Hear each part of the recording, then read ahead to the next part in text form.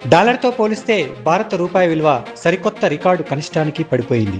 American డాలర్తో పోలిస్తే రూపాయి ఒక దశలో 96.14 వద్ద రికార్డు కనిష్టానికి పడిపోయింది.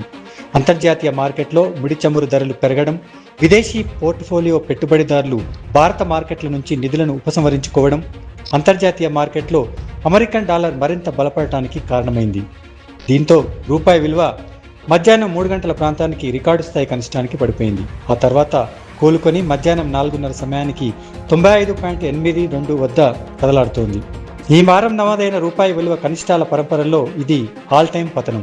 దేశ విదేశీ మారక నిల్వలను పరిరక్షించేందుకు పలు చర్యలు తీసుకోవాలని ప్రధాని నరేంద్ర మోదీ పిలుపునిచ్చిన కొన్ని రోజులకే దేశీయ కరెన్సీ జీవితకాల కనిష్ట స్థాయికి పడిపోవడం విశేషం. పశ్చిమాసియాలో దీర్ఘకాలంగా కొనసాగుతున్న సంక్షోభం, చమురు రవాణాకు అత్యంత కీలకమైన హోర్ముజ్ జలసంధి దాదాపుగా మూసుకుపోయిన పరిణామాలు రూపాయి విలువ పతనానికి కారణాలుగా విశ్లేషిస్తున్నారు. చాలా మంది ఆర్థికవేత్తలు, వివిధ సంస్థలు భారత ఆర్థిక వ్యవస్థ వృద్ధి అంచనాలను తగ్గించగా ద్రవ్యోల్బణ అంచనాలను పెంచారు.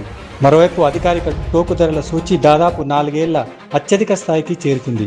దీనికి తోడు అమెరికా ఫెడరల్ రిజర్వ్ వడ్డీ రేట్లను ఇప్పట్లో తగ్గించకపోవచ్చనే సంకేతాల వల్ల డాలర్ ఇండెక్స్ బలపడిందని కూడా విశ్లేషకులు చెబుతున్నారు. ఈ నేపథ్యంలో రూపాయి విలువ మరీ ఎక్కువగా పడిపోకుండా నిరోధించడానికి రిజర్వ్ బ్యాంకు రంగంలోకి దిగింది. డాలర్లను విక్రయించడం ద్వారా పరిస్థితిని అదుపు చేసే ప్రయత్నం చేస్తోంది. మరోవైపు రూపాయి బలహీన పడటం వల్ల దిగుమతులు ఖరీదైనవిగా మారే అవకాశం ఉంది. ముఖ్యంగా ముడి చమురు, ఎలక్ట్రానిక్ వస్తువులు, పప్పు ధాన్యాల ధరలు పెరిగే అవకాశం ఉంది.